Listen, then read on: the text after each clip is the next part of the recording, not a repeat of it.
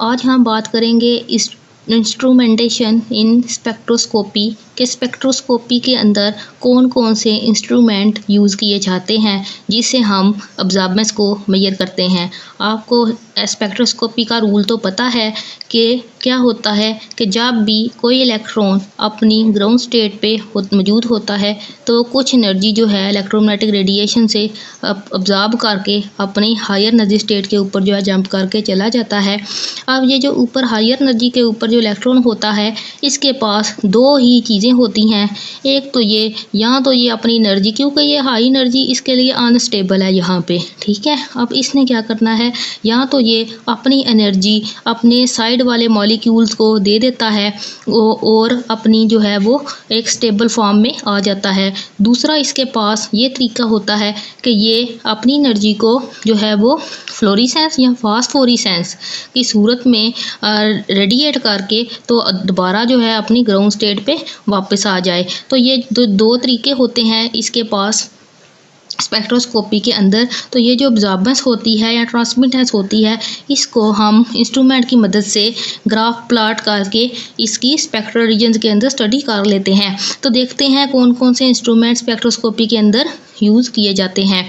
Different instruments जो हैं जो हमें डिफरेंट स्पेक्ट्रल रीजन्स के अंदर अब्जॉर्बेंस देते हैं, लेकिन जो भी इंस्ट्रूमेंट यूज़ होगा उसके 5 कंपोनेंट्स जो हैं वो ही होते हैं इनमें कॉमन। तो सबसे पहले देख लेते हैं। सबसे जो पहला हमारे पास सोर्स आता है डेट इज़ सोर्स, ठीक है। जो पहला कंपोनेंट है वो क्या है, सोर्स है।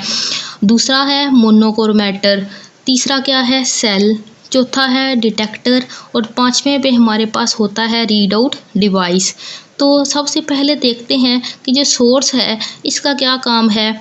सोर्स जो है ये डिफरेंट यूज़ किए जाते हैं फॉर डिफरेंट स्पेक्ट्रोस्कोपिक टेक्निक्स के लिए। आपको पता है कि स्पेक्ट्रोस्कोपी के अंदर जो टेक्निक्स हैं वो कौन कौन सी हैं, like UV, visible, IR, microwave, radio wave, जिनकी मोस्टली हम स्टडी करते हैं। अभी हम बात करेंगे सोर्स की, जो कि यूवी और विजिबल के अंदर मोस्टली यूज़ किया जाता है। तो इसमें यूवी के लिए जो हम यूज़ करते हैं सोर्स, वो एक लैंप होता है और उसका नाम है ड्यूटेरियम डिस्चार्ज लैंप, या फिर यूवी के लिए हाइड्रोजन डिस्चार्ज लैंप यूज़ किया जाता है। क्योंकि ये इस रेंज के अंदर जो है यूवी की जो रेंज होती है, आपको पता है यूवी की क्या रेंज है, 200 से लेके 400 तक है। और अगर हम वैक्यूम यूज़ करें तो बिलो 150 तक भी ये रेंज चली जा सकती है, ठीक है। तो इसके लिए जो है वो ड्यूटेरियम डिस्चार्ज लैंप या फिर हाइड्रोजन लैंप जो है वो फिजिबल है। दूसरा है विजिबल रीजन। जो विजिबल रीजन है उसके लिए आप यूज़ करते हैं that is tungsten filament lamp, okay. ये विजिबल रीजन के अंदर जो है वो यूज़ किया जाता है।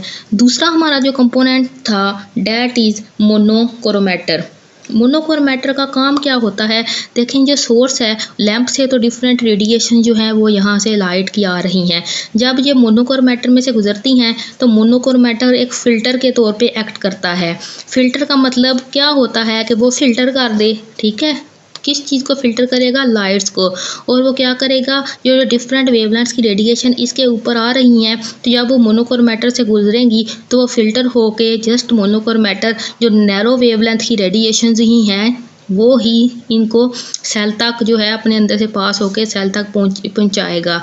सेल क्या है, सेल को क्यूबिड भी कहते हैं। ये शीशे की इतनी सी जो है वो बनी होती है, ठीक है, प्लास्टिक की भी होती है और इसमें जो है वो सैंपल आप यूज़ करते हैं।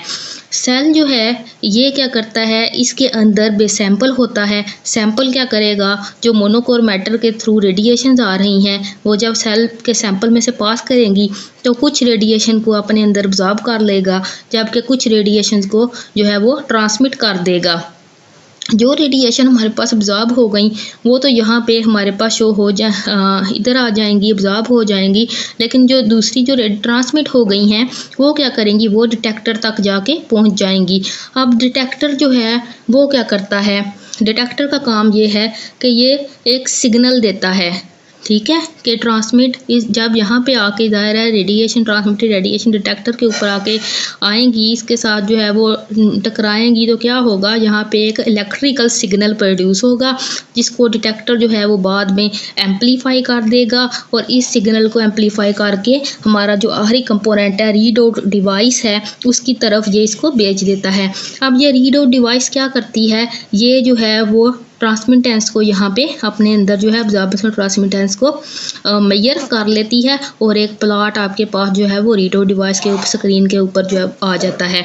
ये जो रीड आउट डिवाइस है इसको हम ये रिकॉर्डर भी हो सकता है, ये एनालॉग मीटर भी हो सकता है और ये डिजिटल मीटर भी हो सकता है। ठीक है, डिजिटल आपको पता है कि डिजिट्स की फॉर्म में होता है और जो एनालॉग है वो हमारे पास इस ग्राफ की शेप में जो है वो यहाँ पे आ जाती है रीडिंग्स। आपके पास कुछ टर्म्स हैं, क्या आपको पता है कि स्पेक्ट्रोमीटर क्या होता है, फोटोमीटर क्या होता है, कैलोरीमीटर क्या होता है और स्पेक्ट्रोफोटोमीटर क्या होता है?